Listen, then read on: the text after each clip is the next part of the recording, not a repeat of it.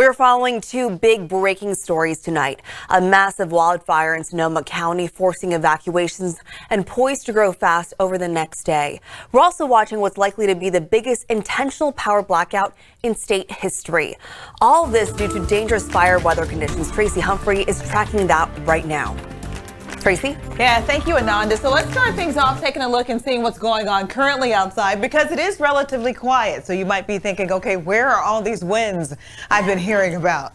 That's for my producer, Ryan. Okay, so 58 in Sacramento, 56 in Stockton, mid to lower 50s in Modesto and Marysville, 39 degrees in Tahoe. And you know what? He's right. Not a lot going on right now. But in the course of the overnight, we are expecting that pressure gradient to tighten and the opportunity for winds to be increasing across the area. Take a look at this. So around midnight, coming in winds around 20. Now, those are sustained winds, 10 to 15 minutes in duration. And then as you move into the overnight and early tomorrow morning, 24, 22, 23-mile-per-hour winds. And of course, some locations could see gusts a lot higher than that. So we got dry conditions. We have gusty winds. We also have a red flag warning. High fire danger in effect for everything that you see shaded here in red. That's from the coastal hills. That's for the valley as well as for the Sierra foothills. And also, most notably, let's not forget the opportunity for that Kincade fire in Sonoma and Lake counties is focused right here. And it will be looking at the opportunity in Sonoma and Lake counties for some really gusty winds coming in overnight tonight, as well as throughout parts of the day on Sunday. So bottom line it for you, what to expect? Well, the big winds are expected to develop overnight tonight, and they are expected to be a part of the forecast for an extended period of time. I am tracking the strongest winds to be coming in for the Sacramento area around 11 o'clock in the morning to 6 o'clock in the evening. How strong? Well, we're talking about sustained winds around 30 miles per hour with some peak wind gusts between 45 and 50 miles per hour. Also asking that you secure any objects that may blow around in your yard. We are talking about the opportunity for downed trees and power lines when you start talking about winds gusting up to 60 miles per hour. Coming up, we're going to take a look at which parts of the viewing area could be seeing the strongest winds and going hour by hour overnight tonight and kind of painting the picture for you. Thanks, Tracy. We're tracking our largest current wildfire, the Kincade fire in Sonoma County. The latest update from CAL FIRE shows the fire is now just under 26,000 acres. 77 buildings have been destroyed, including 31 homes. 90,000 people are now under evacuation orders. Here's a look at the evacuation map. It's on the Sonoma County OES website. A large area there in red, and it could grow. If you're under an evacuation order, get out. CAL FIRE says this fire could take off with the incoming wind event. It is going to have some dangerous rates of spread, extreme long-range spotting over 1 mile, and some very high flame lengths. As it gets down into these canyon drainages tonight with that northeast push at midnight, we're going to see those rates increase dramatically.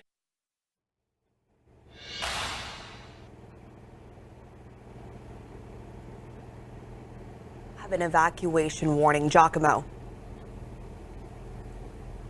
Well, over the past couple of past half hour or so, we have seen dozens and dozens of ambulances coming in and out of this hospital as they evacuate patients tonight. Now they're transporting these patients to other hospitals in the area as the Sutter Santa Rosa Regional Hospital moves its patients elsewhere as the threat of the Kincade fire gets closer and closer. They are doing this, as one hospital official told us, purely out of the safety of both their patients as well as all of their employees tonight. More than 100 patients are being brought to other facilities and parts of, as they evacuate parts of the city of Santa Rosa. At least 90,000 people in this whole area currently under evacuation orders as this Kincade fire grows near. Many in the area have left their homes, and the picturesque wine country towns that you know tonight, many of them are ghost towns as the public safety power shutoffs take effect. Now, we spoke with one person, Bruce Johnson. He lives in Alexander Valley. He said he's not going anywhere. I've been here 57 years, and I was here for the Hanley fire, and it came right up on that ridge right above us, which is in the direction this fire is going. And the actual flames never got here, but burning embers on the wind is our concern. So if we have a pretty defensible space here, and plus we have a generator which keeps our wells going. My neighbors don't. So I'm the only one here right now. All of my neighbors are gone. I watched Bruce tonight as he watered down some of his buildings on his property in the event that the fire does jump that ridge and get near his property. He's hoping that the defensible space and the work that he's doing tonight is going to be able to protect it. But we did go and we did see where the fire is burning very actively along Pine Flat Road near Alexander Valley, just on the other side of the ridge where Bruce Johnson lives. And I'll tell you tonight that the fire is incredibly active. Firefighters are there. They're doing their job, breaking lines as well as doing some back burning in the area. But the winds haven't come yet. And that is one thing that firefighters and pretty much everybody living in this area are hoping, that those winds don't blow the fire near and close to all these small towns as well as the small city of Santa Rosa that we're in tonight. Ananda? Giacomo, hoping those people that decided to stay there like Bruce will be okay. All right, Giacomo, thank you. Firefighters are putting extra resources in place across the state so they can get to any new fires faster. The chief of CAL FIRE told us over the last several days, they've put out 95% of the fires that started before they caused any problems. But the high winds and dry fuel on the way could mean more fires could burn out of control. Firefighters are warning everyone in fire zones, you need to be ready to leave. It's important for everybody to understand this is the time of year when the fire starts that we can't put out in that early stage. It's going to start running in a direction and we're going to have to evacuate. Your local law enforcement and fire officials, and when they say it's time to go, it's time to go. So if you hear sirens coming down your street, please listen to them and have a plan in place to get out of your home. And tonight's other big story, the PG&E power shutoffs forced by this dangerous wind emergency. For the latest on what you need to know about the shutoffs, text the word power to 916-321-3310. This afternoon, PG&E began cutting power to 940,000 customers. That's more than 2.3 million people in parts of 38 counties across the state. It's a historic blackout, but one the utility says had to happen. Typically in this industry, the way that would be handled would be we would sit back, debris would hit these lines, there would be localized outages, we would repair them. But we're in anything but a typical situation. PG&E began cutting power in the Sierra foothills around 5 p.m. Now keep in mind, PG&E has already admitted that one of their towers may have caused the Kincade fire. These are aerials of transmission towers around the fire's point of origin. And here's a time-lapse video that shows the moment the power goes out by that tower, and then shortly after, a larger glow, which could be the start of the Kincade fire. Our Kevin John was in Auburn as the power started to go out this afternoon. He joins us live from Auburn with the very latest. Kevin. Hey, Ananda, we're actually in downtown Auburn right now. This is right off Lincoln Way. Power went off here at approximately 8 o'clock, which is a few hours ago, but I want to show you this behind me. It is completely pitch black down here, other than cars going by with their headlights. Pretty much pitch black. However, there are a few bars that have generators and have been able to keep the party going throughout the night. As you can see, there's a Halloween party going on behind me right now. We got Captain Jack Sparrow, we got Bill Nye the Science Guy, and some other interesting characters here. But this is one of the few bars that is still going on. They're not allowing the power shutoffs to prevent them from having a good time. And seeing that this is the last Saturday before Halloween, a lot of people just need a reason to come out and enjoy themselves. However, it wasn't all smiles earlier today when we were out and about in the city of Auburn. We actually ran into some people that were taking some preventative measures against the power shutoffs. Take a look. Well, we've experienced the power outage the last couple times it's happened, and we're trying to get ahead of the next one here. Amy and Brad aren't taking any chances. After living without power the last couple of times PG&E shut the power off, they decided enough is enough. It's time for a generator. So we can power up our appliances, basics, and not have to throw out a freezer full of food.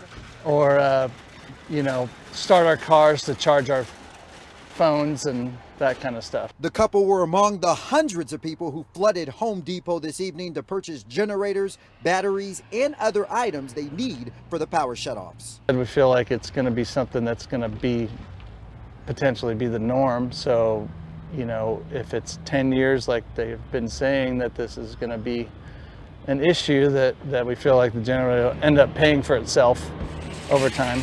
But no matter how much you prepare for the power shutoffs, it still provides a level of discomfort for those affected. Very frustrating. Being inconvenienced at home is one thing, but you know, people are losing wages. Small businesses can't, you know, stay in business. So it's really concerning that they, you know, think that this is the way to handle this.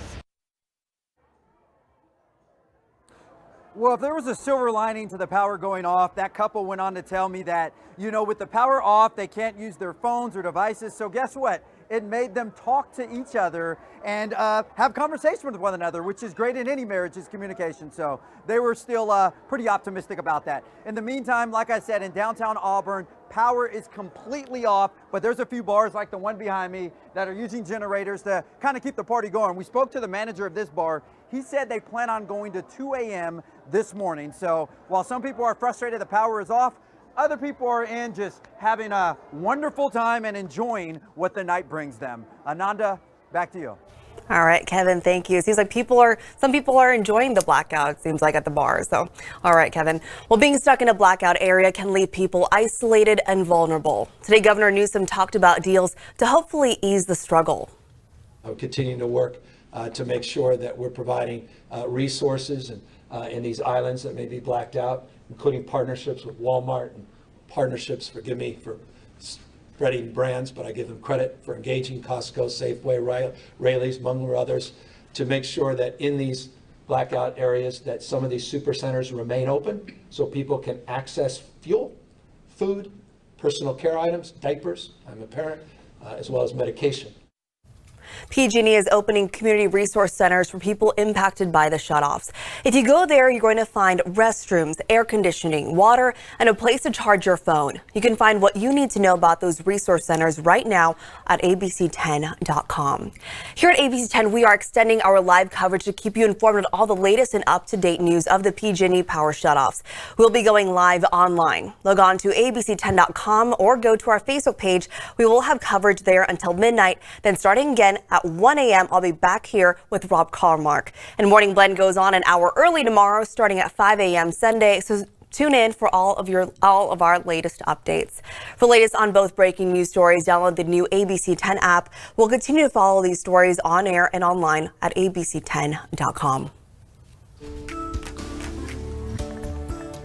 Well, I'm ABC 10 meteorologist Tracy Humphrey, and back behind me here, this is really what we're concerned about. Red flag warning.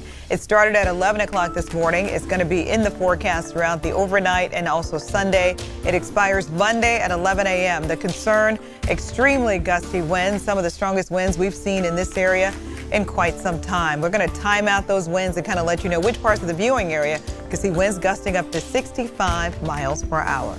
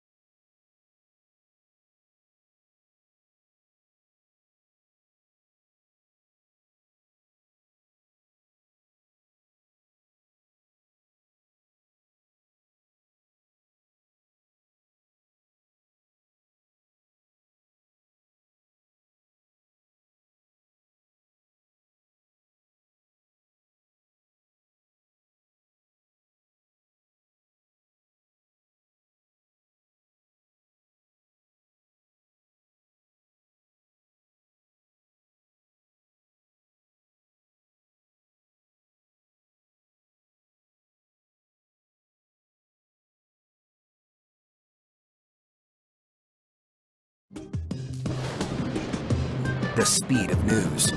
Faster, stronger, more connected.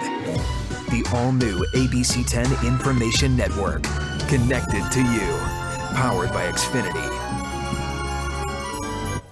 Community support continues for the family of slain Deputy Brian Ishmael. The nonprofit Tunnels to Towers Foundation will be paying off the mortgage on Deputy Ishmael's home. The foundation is a national nonprofit dedicated to honoring officers who died in the line of duty. If you look at the service to his community, 3 young children, a wonderful community like El Dorado Hills, this was just the epitome of a family that's serving its community that we would love to help. They also paid the mortgage of Corporal Ronil Singh, who was shot and killed during a traffic stop in December of last year. If you'd like to help the deputy's family, you can make a donation to the Deputy Brian Ishmael Memorial Fund. The information is on your screen. You can also find all of this information on abc10.com. We're continuing to track the Kincade fire in Sonoma County. The latest update from CAL FIRE shows the fire is now just under 26,000 acres. 77 buildings have been destroyed, including 31 homes. 90,000 people are now under evacuation orders. And firefighters are also battling the destructive tick fire burning in Los Angeles. That fire has burned over 4,600 acres. Sadly, officials say human remains have been found within the burned area. The deaths are under investigation. It's too soon to determine if they're connected to the fire. 6 homes burned, and most of the 50,000 forced to evacuate have been allowed to return home. All right, Tracy, I'm monitoring the comments that we have on our Facebook Live. A lot of people are asking about the wind. They're asking about where is the wind? Yes. Well, the wind is still forecasted to be increasing as we move into the early morning hours, and the opportunity for what we're calling a significant wind event is very likely, especially for parts of the Central Valley, the Sacramento Valley, the Sierra foothills, as well as the coastal hills. So let's kind of get things started and paint the picture of what we're expecting to happen over the course of the next 12 to 24 hours. Here's a look at the Gilmore backyard. And again, you can see right now, not so much wind in play, but that will be changing. We do have a couple different weather variables that have to line up for those winds to begin to increase. And then that will be happening in the overnight again. And that's when we'll have the concern for downed trees and power lines. And you could have some difficulty driving as well. So here's a look at what we're expecting again. As far as right now, we do still have that red flag warning in effect for all those locations in red. Temperatures cooling down, 50s in the forecast, 56 in Stockton, 58 in Sacramento. How about temperatures just above freezing in Tahoe with 39 degrees. So today was mild. Tomorrow will be much cooler. We got a cold front coming through. Back behind that cold front, high pressure system digs in, and all of those different variables will line up to give us what could be a very significant wind event, especially for this year. Right now, we're on track to see some of the strongest winds we've had all season. So what to expect? Well, the big winds expected to develop overnight tonight. I am tracking the strongest winds for the Sacramento area to come in around 11 o'clock on Sunday morning and extend through 6 o'clock in the evening. That is a pretty long duration of time when you start talking about winds that can be gusting up to 50 miles per hour. That is our concern. And of course, asking that you might want to secure objects that may easily blow around, like those Halloween decorations you might have already put up. You might want to either tie them down or maybe put them in the garage for now until this event is over. So here's a look at our futurecast based on model data, and it shows us the winds that we're expecting as we move through time.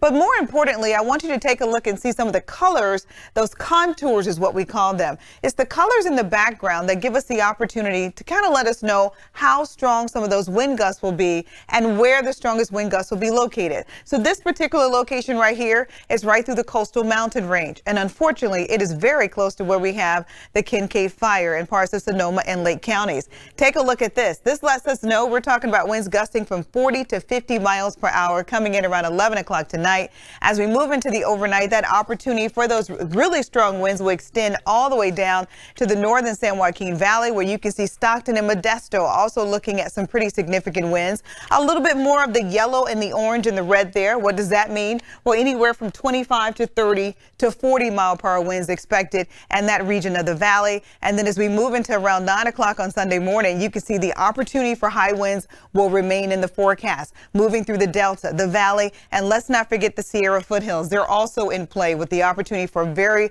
strong winds. Ergo, the reason why PG&E is cutting off the power, because the concern is if you got winds gusting from 40 to 50 miles per hour, you could, of course, have some downed trees and power lines. And when you do have winds that gusty with dry conditions, you have one spark or you have something that happens and it can get out of control very quickly. So when does all of this end? Expecting that to happen, that will be early Monday morning when that red flag warning will expire at 11 o'clock in the morning. So the takeaway with the North Bay fires, just to kind of revisit quickly, that's when we had winds gusting up to 68 miles per hour. That's when we had sustained winds at 26 miles per hour. That is kind of what we're looking for over the course of the next 24 hours. And just to recap, the Tubbs fire was the second most destructive fire in California history, as well as the fourth deadliest. That is why we're considering this to be a significant wind event. Again, to take a look at those temperatures cooling down, more seasonal highs coming in just in time for the weekend. But it's a very good question that people are asking. And if you have more questions, especially specifically for where you live, let me know. I'll take a look at your specific forecast. And if I have the opportunity to, I will respond. Yeah, and just monitoring all the comments here on my phone. So please, if you have any questions, please let me know. All right. Thanks, Tracy. And we'll be back right after the break.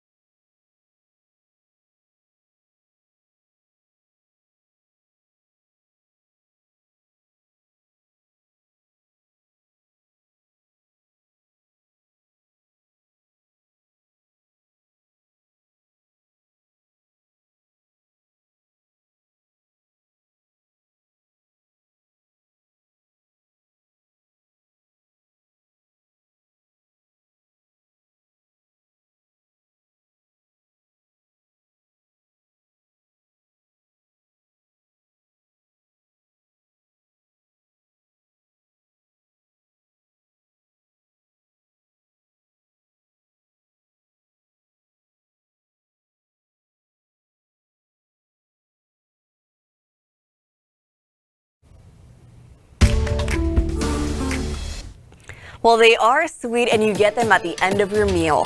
Fortune cookies have a tendency to put a smile on people's face, but have you ever wondered how they are made? John Bartel takes us to the back alleys of San Francisco to see the Fortune Cookie Factory.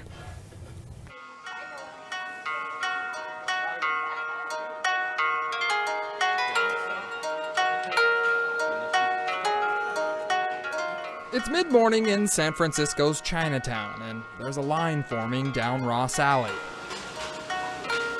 The batter's been mixed, and the stove is piping hot.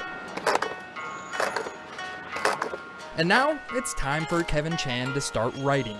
My fortune has to be good in the bucket. Gotcha. Okay, Just like you want to put some X-ray in there, that's your problem. It's not my problem, okay?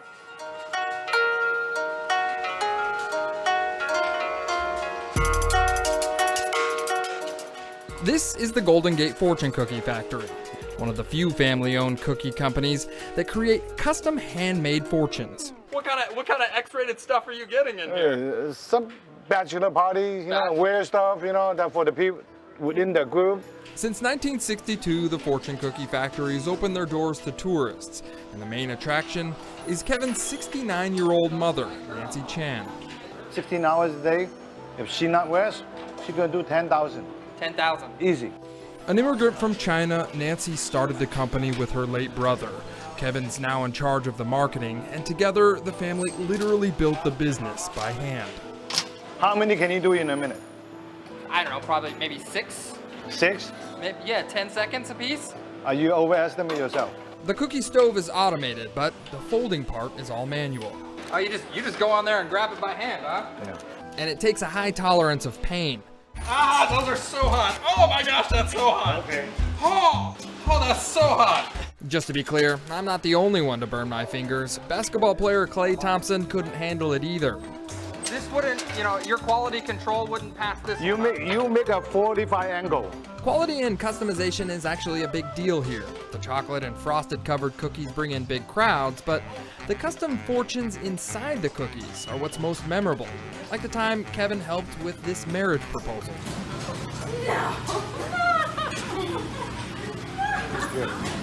Oh my God. Just in case you're wondering, she did end up saying yes. And that wasn't the only fortune cookie that made someone happy. Kevin also puts lucky numbers on the back of fortunes. The past about 25 years ago, someone used a lottery they won. Really? Our fortune. Did they come in and give you some of the winnings? Kevin and his mom are not in it for the money. They're proud supporters of their community. Kevin started up 2 nonprofits and even helped get the iconic lanterns put up all over Chinatown.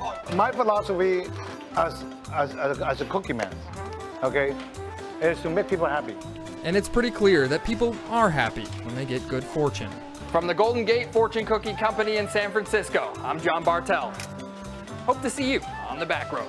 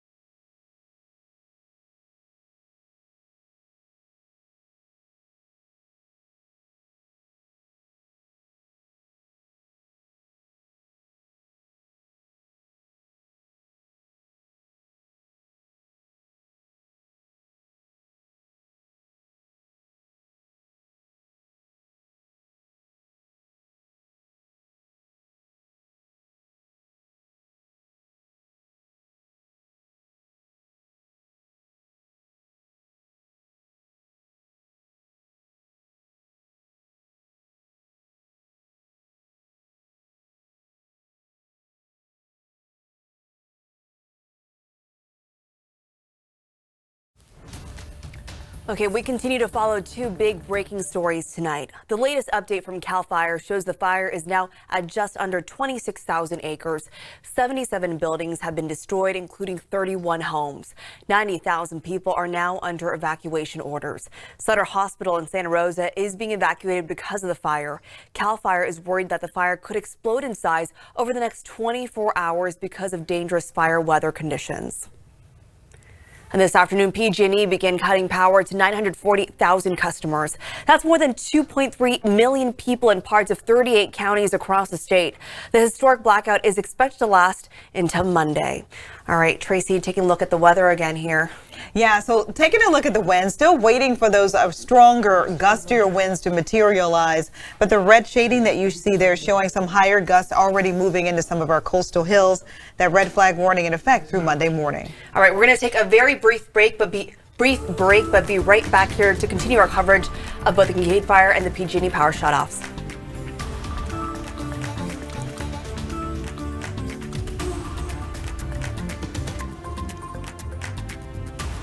I know you told me what to do, I forgot.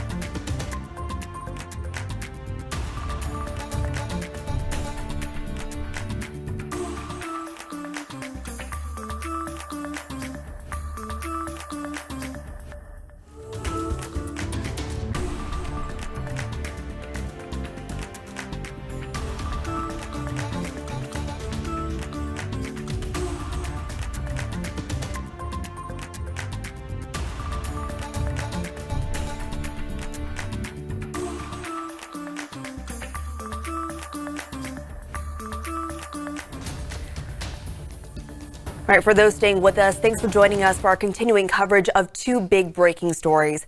We're watching the massive Kincade fire burning in Sonoma County and keeping an eye on what could be the largest power outage in state history. Thanks for sticking with us. I'm Ananda Bochita here with Tracy Humphrey. We'll stay with you around midnight tonight. Tracy, we've been monitoring some of the comments here. People are asking, where is the wind?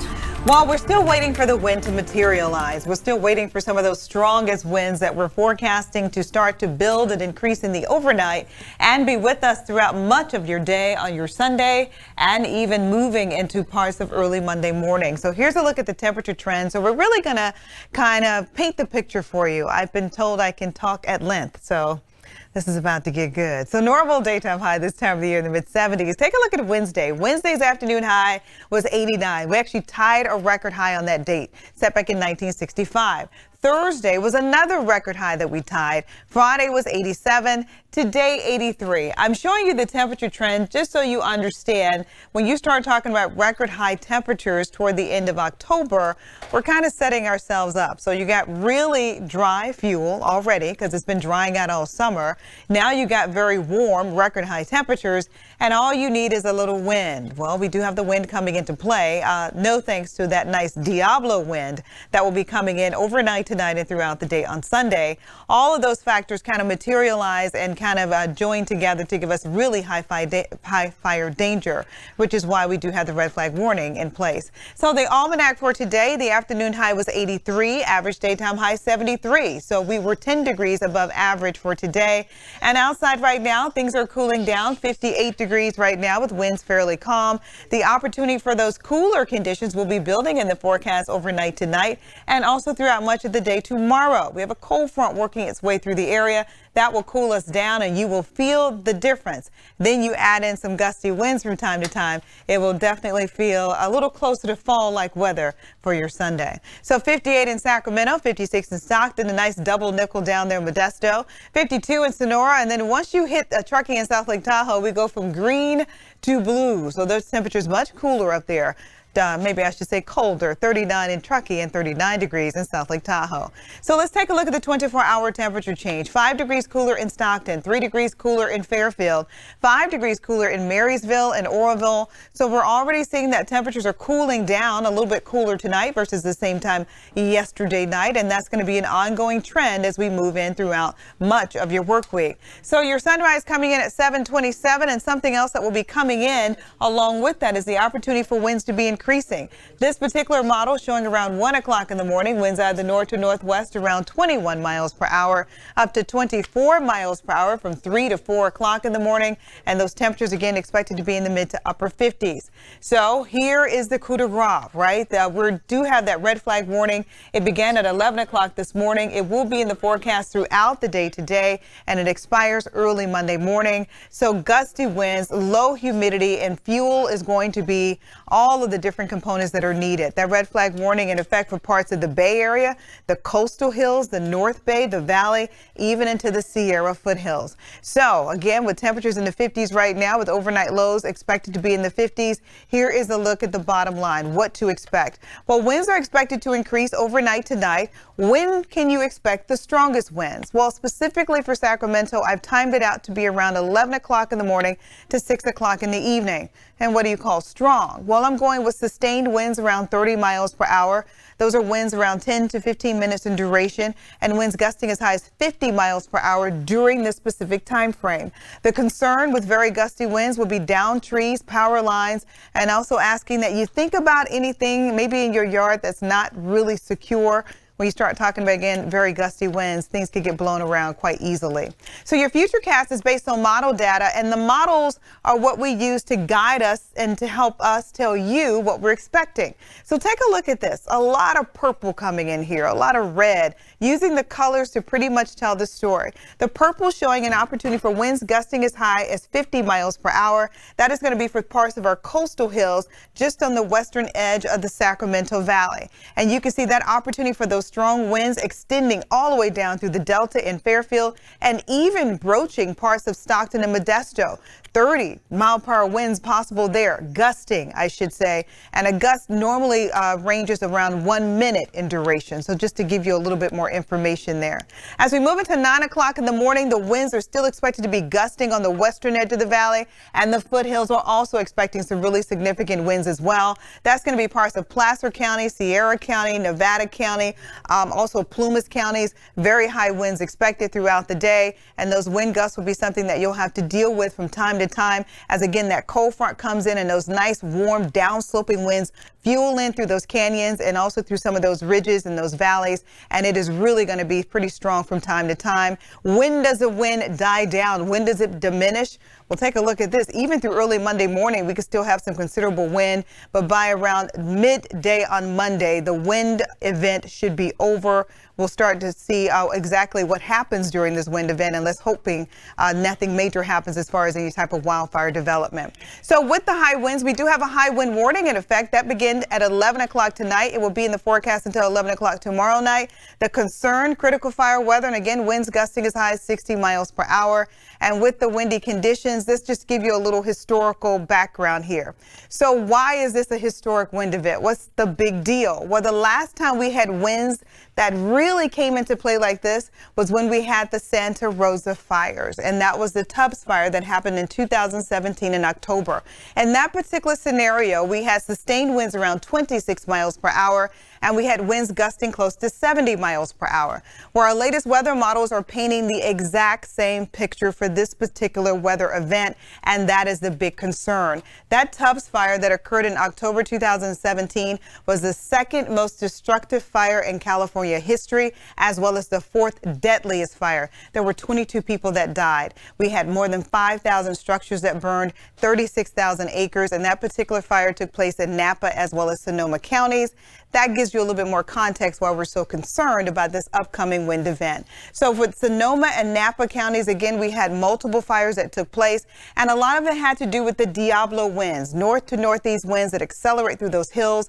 They warm, they compress, they dry out. out, and when they get going, I should say, they really have the potential for explosive fire growth. So here's a look at the 10-day forecast. Once we get past this event, then we turn our attention to what could be another wind event on Tuesday. So keep in mind, September and October are historically the dangerous months in play for wildfire development. So 10-day forecast showing the mid-70s for Sunday, lower 70s Monday and Tuesday, upper 60s for Wednesday. Those temperatures are cooler than average for this time of the year, but definitely more seasonal for what we should be looking at in October, bearing in mind we just came off of 2 days with record high temperatures. Yeah. So I know I gave you a lot of information. Yeah. Any more questions on there? I think it's really interesting. Anna, who commented on our Facebook, she mentioned, so if there is no wind, they're making it up. Possible why has this never in our lives been an issue, and all of a sudden I am so confused. How do the fires start though? And you mentioned a little bit about October. This is a time for the wildfires and that kind of stuff too. September and October is a time when you have a lot of different things that come together, right? Yeah. So you have the changing of seasons. September, October, you're moving from summer to fall. That's when you normally have more wind development. On top of that, well, you also have very dry fuel. So bear in mind, we have a dry season that's typically May, June, July, August, September, October. That is a long period of time for no heavy rainfall. So now all your fuel is dry, and that's when we also have the Diablo winds that come into play. So Anna, I see your concern. You're probably thinking, you're looking at your window and you're like, there's no wind. I don't know what the big deal is. But here's the thing. If there is a huge wind event and we don't tell you, and then something big happens, then the onus is on us. So we're always going out on safety. So our goal is to let you know the opportunity for winds will be high. The opportunity for our rapid fire development will be high. And here's the thing, if nothing happens out of this, that's a good thing. Yeah, at least you're prepared. Yeah, you're prepared for next time too. Exactly. As long as there's no major wildfire, and I hope everyone in Sonoma and Lake counties can get the Kincade fire under control. We don't want this to be a huge event for all of the wrong reasons, right? We want people to do their due diligence. More than 80% of fires are caused by us. So we just have to do our part. Important fact as well. Yes. All right. Thanks, Tracy. Well, those winds that she was just talking about could make fighting the Kincade fire much tougher. The latest update from CAL FIRE shows the fire is now just under 26,000 acres. 77 buildings have been destroyed, including 31 homes. 90,000 people are now under evacuation orders. Sutter Hospital in Santa Rosa among those evacuating. Now, here's a look at the evacuation map. It's on the Sonoma County OES website. A large area, and it could grow. If you're under an evacuation order, get out. CAL FIRE says this fire could take off with the incoming wind event. It is going to have some dangerous rates of spread, extreme long-range spotting over 1 mile, and some very high flame lengths. As it gets down into these canyon drainages tonight with that northeast push at midnight, we're going to see those rates increase dramatically. And our Giacomo Luca has been tracking the firefight tonight and joins us live from Santa Rosa. Giacomo.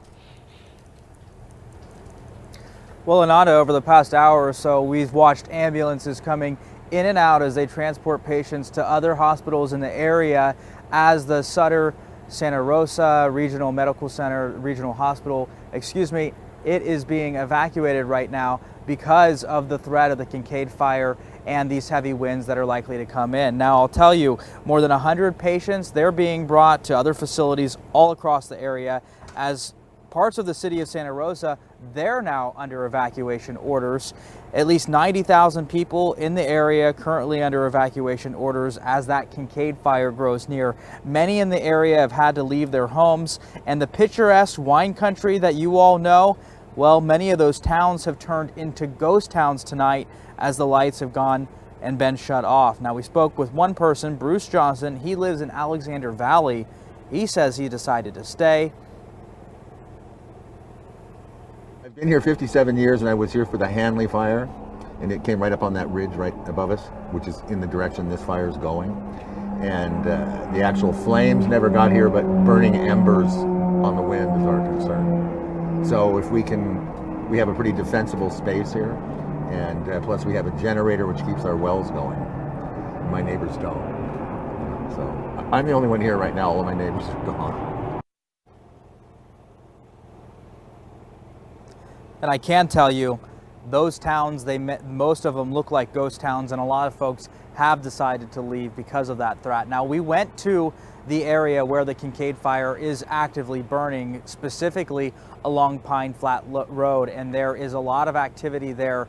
Firefighters are there. They were doing some back burns. They also had bulldozers in there working to make a fire line. And then earlier today, about 6 hours ago, they had aircraft in the sky dropping retardant, making those fire lines. But again, as Tracy's been talking about, and we've been talking about pretty much all night and really the past week or so, as those winds blow in, that's where the big concern comes tonight. Ananda.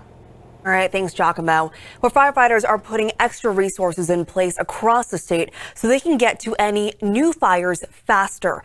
The chief of CAL FIRE told us over the last several days, they've put out 95% of the fires that started before they caused any problems.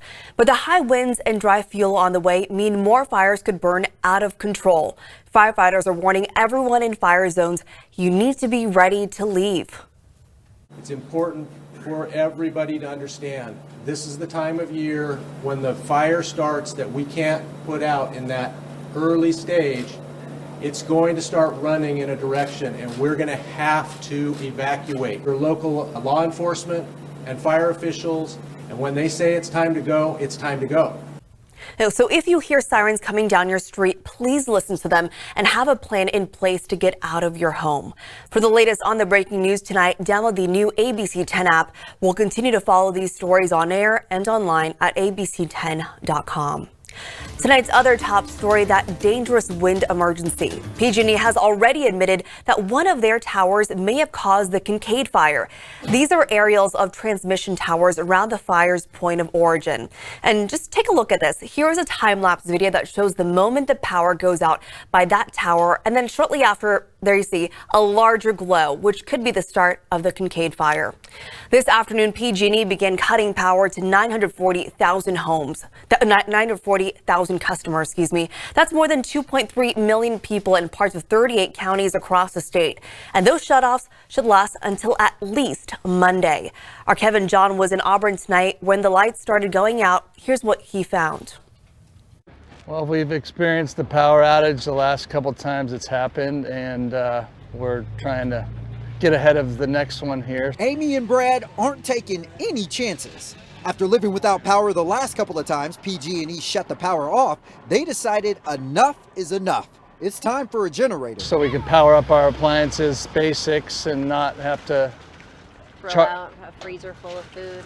Or, you know, start our cars to charge our phones and that kind of stuff. The couple were among the hundreds of people who flooded Home Depot this evening to purchase generators, batteries, and other items they need for the power shutoffs. And we feel like it's going to be something that's going to potentially be the norm. So, you know, if it's 10 years like they've been saying that this is going to be an issue, that we feel like the generator will end up paying for itself over time. But no matter how much you prepare for the power shutoffs, it still provides a level of discomfort for those affected. Very frustrating. Being inconvenienced at home is one thing, but, you know, people are losing wages. Small businesses can't, you know, stay in business. So it's really concerning that they, you know, think that this is the way to handle this. PG&E is opening community resource centers for people impacted by the shutoffs. If you go there, you're going to find restrooms, air conditioning, water, and a place to charge your phone. You can find what you need to know about those resource centers right now at abc10.com. Well, if you're watching tonight, perhaps your power is out. Here are some things you can do right now to protect your home. Unplug or turn off your appliances. Leave a single lamp on to alert you when the power does come back on. Use generators, camp stoves, or charcoal grills outdoors only. And check on your neighbors. For people dependent on medical devices, these shutoffs are not just inconvenient, they can be dangerous. So we know these shutoffs can be frustrating. Losing power for even a day is enough to lose thousands in business or spoil the food in your fridge. And a lot of people in our area are getting ready to lose their power for the third time just this month. I went to Nevada City last night to see how people there were preparing. It's a busy night at Three Forks Bakery and Brewing Company. But even with all these customers, it's not enough. We may have a loss for the year. Depends on how this all unfolds over the next handful of months here. Like so many businesses in downtown Nevada City, they've lost thousands during the PG&E public safety power shutoffs. We estimate about $18,000 in revenue. We were closed for about 2.5 days. And then probably somewhere around $4,000 in product, which is actually on the small side. The mayor of Nevada City, Renette Sanam, says this is an economic issue. They need to actually declare a state of emergency for these regions, and they need to allow the businesses to get a 0% loan so they can get their foot out of the grave that's already been made for them in the last 2 blackouts. But she says it doesn't seem like the other leaders are listening. We're calling the 800 numbers, we're calling the CPUC, we're calling PG&E, we're calling our senators, our representatives, and they're pretty much all saying, so sad, too bad. Business owners say they understand why PG&E is cutting power, but they need more clarity. All right, Tracy.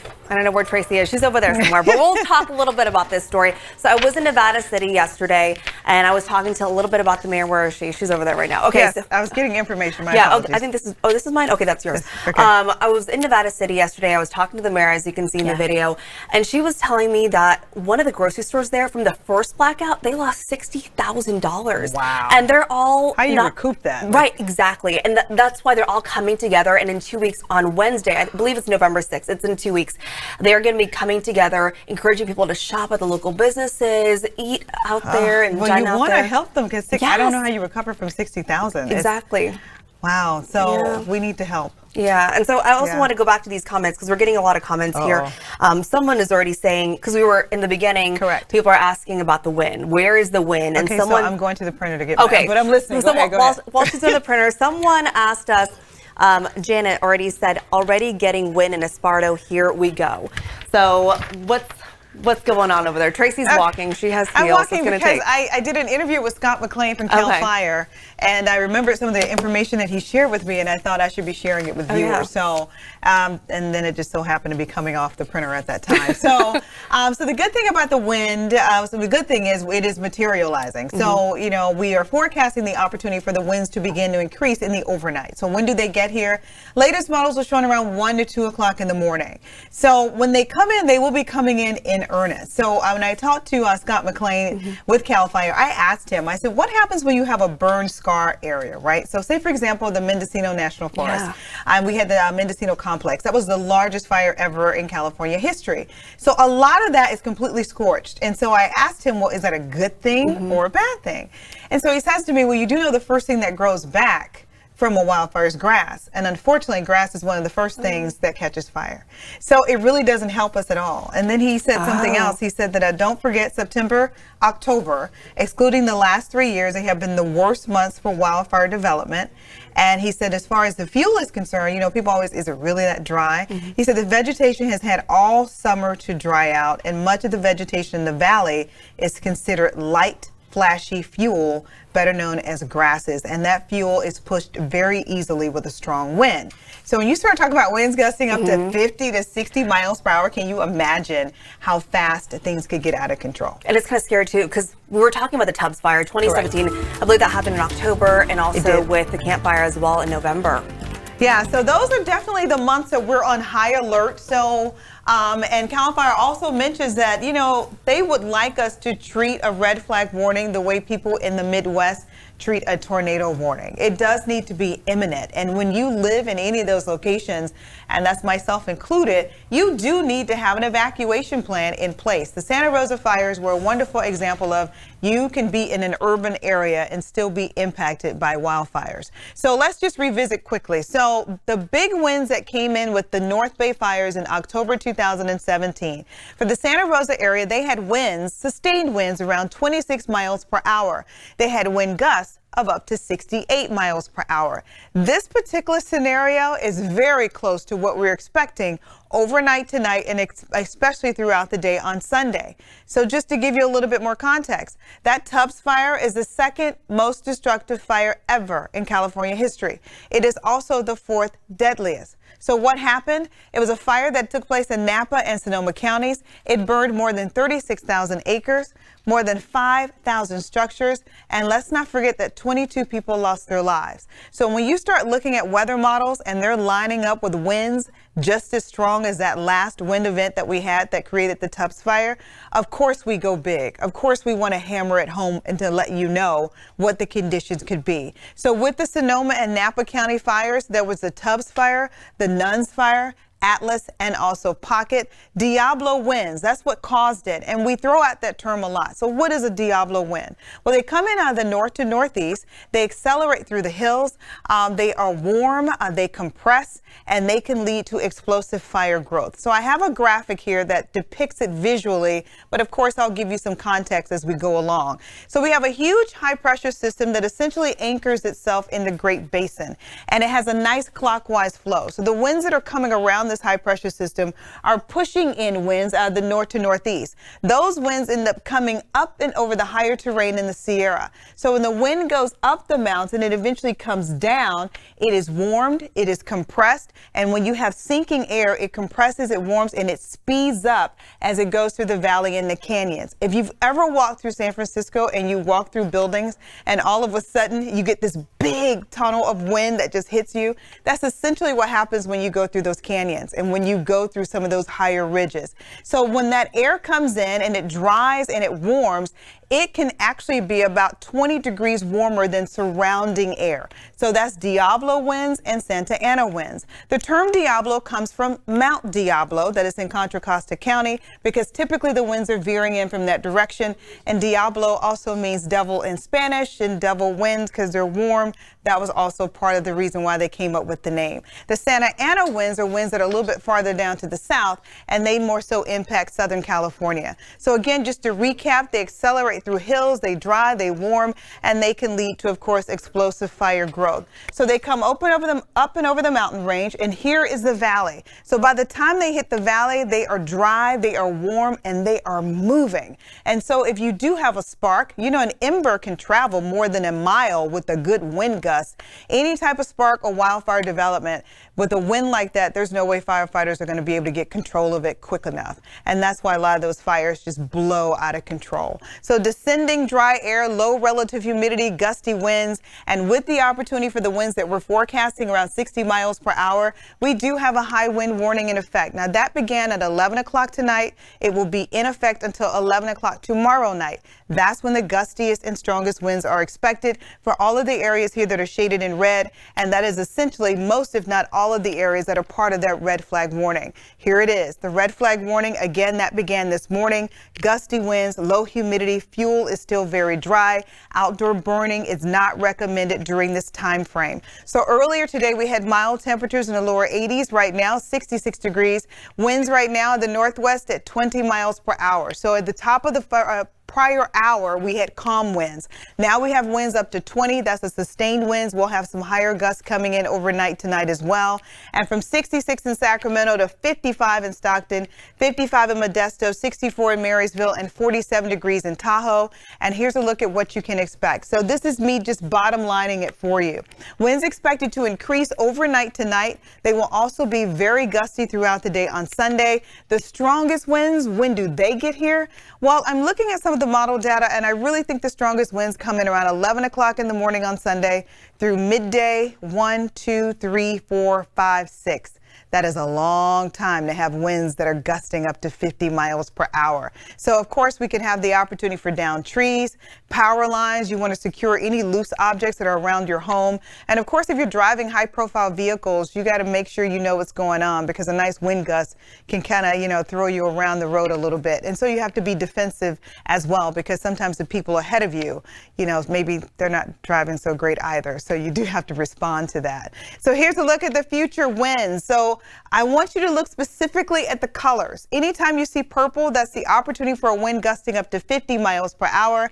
Anytime you see red, that's up to 40. This particular graphic lets me know that the western edge of the valley and the higher elevations in those coastal mountain ranges will see some of the strongest winds associated with this wind event. And unfortunately, that is very close to where we did have the Tubbs fire. It is very close to where we had the Mendocino complex fire. It is very close to where we currently have the Kincade fire.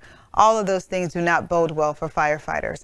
Also, as we continue to move forward in time, we continue to see more colors, more activity, more strong and intense winds expected that will be pushing even down to parts of the valley, Sacramento included. I would not rule out very significant wind gusts in Sacramento, through Marysville, through Stockton and Modesto, and let's not forget the foothill locations. Plenty of purple for you guys. So that's plenty of winds gusting up to 50 miles per hour. That will be early Sunday morning and even through Sunday midday. What about Sunday 5:30 in the evening? Is it done yet? No, not yet. Still looking at the possibility for gusty winds through Truckee into the South Lake Tahoe area, and also still looking at some pretty significant wind gusts from 30 to 40 miles per hour now. But I know that because we're going from yellow to orange and then eventually to red. So the winds on the coastal hills will start to diminish slightly, but the winds will still be very strong for some of our foothill locations through Sunday evening, even into Monday morning. This event is not expected to be completely over until that red flag warning expires, and that's going to be 11 o'clock on Monday morning. So afternoon highs tomorrow are going to be much cooler. 67 in Auburn, 63 in Placerville, 58 in Pollock Pines. I say cooler, but this is closer to more seasonal highs. Everything you see shaded in red here are particular areas that are in that red flag warning. Tahoe for the next 5 days, the 50s expected with plenty of sunshine. Closer to the Bay Area, you can see a couple of locations here are not in the red flag warning, but East Bay Hills will be in that warning, as well as our North Bay Hills. Afternoon highs in the lower 70s for Vallejo, for Napa, for Oakland, and 64 for San Francisco.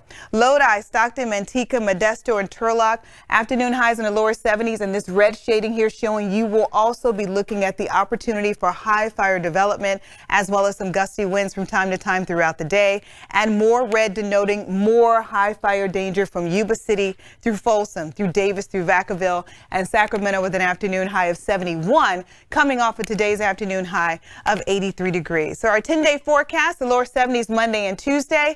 And I know I'm giving you way too much information now, but we could have another high wind event on Tuesday. We're watching that. We want to get through this one first. But just a heads up, if you did have a power outage, you could be looking at another power outage coming up on Tuesday. You know, I want to address that because someone was asking about, she heard rumors that the power outages were going to last until next Thursday, and PG&E did address that because they said that they are tracking another wind event early to mid next week, as they're hoping to get everyone's power back on before that all happens. I would hope they wouldn't have it off that long. You know, at least if it comes back on, you can do a couple things around the house that you need to have done, and then it goes back off. But really I myself am looking into the purchase of a generator. Yeah, I mean, those cost a lot of money too. But yeah, PG&E said that they'll have a better idea tomorrow with better models just being closer to it. I do want to address one of the questions William asked here.